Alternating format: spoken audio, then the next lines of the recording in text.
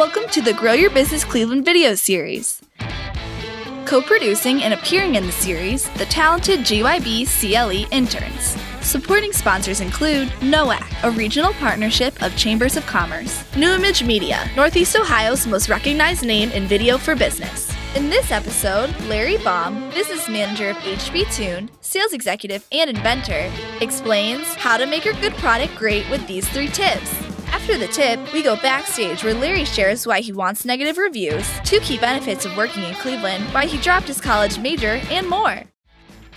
My name is Larry Baum. I'm with HBtune, and I'm here today to talk to you about how to make your good product great with these 3 tips.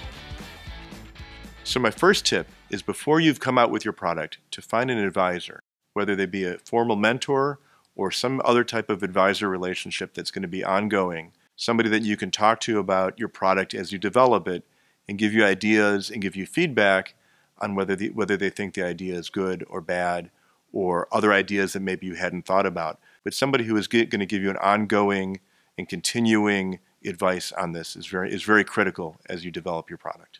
So my next tip is to get as much feedback as you possibly can get.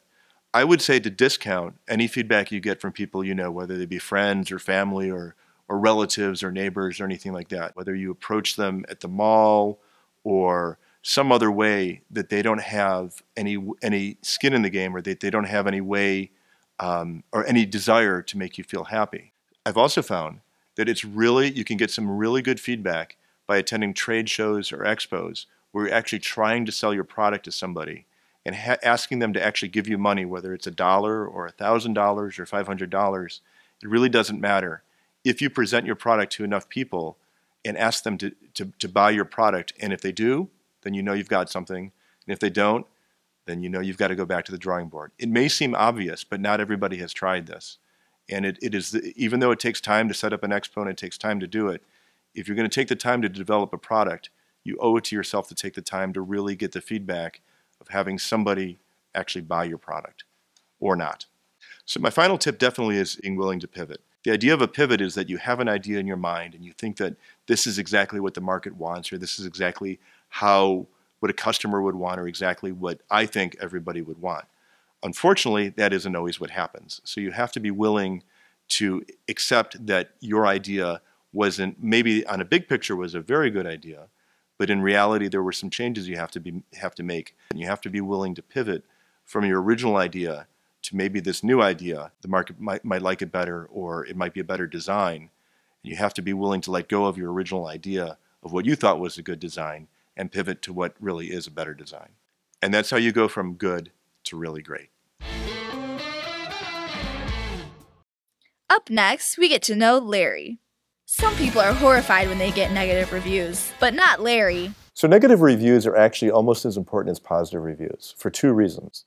The first reason is that it shows an authenticity to our business. People want to hear what they don't like about it and what they do like about it so that they can make up their own mind as to whether they think they want to give it a try or not. In addition, the negative reviews are very helpful for us because if there's something going wrong with our product, we want to know about it. We actually read every review, both positive and negative, and the negative ones are oftentimes learning lessons for us. So we absolutely want the negative reviews. We don't shy away from them.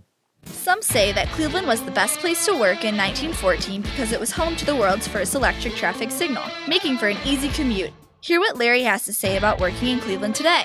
So Cleveland is actually a great place to work because for 2 reasons. The first reason being it's very inexpensive relative to other cities that you might want to start up a business in. There's also a great community of successful business people that have stayed in Cleveland that are more than willing to help you out as you grow as well.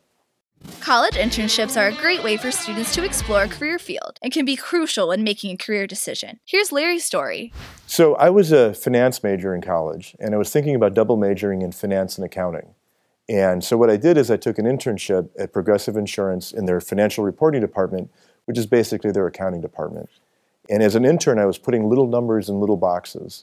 And I was able to interact with the vice president, and I saw that he was putting bigger numbers in bigger boxes. But other than that, there wasn't a lot of difference. And I decided at that moment that accounting was not for me. I stuck with my single major of finance, and I've never looked back. So how did Larry score as a Grow Your Business Cleveland expert? We gave a thumbs up for awesome product development tips, being a CLE advocate, embracing the power of negative reviews, and sharing his eye-opening internship. Special thanks goes to our Grow Your Business Cleveland contributing experts for supporting our mission of growing business and kickstarting careers in Northeast Ohio. So don't miss a video or an opportunity to be part of the show. Subscribe at GYBCLE.com and follow us on our social media channels. And remember, if you like it, share it.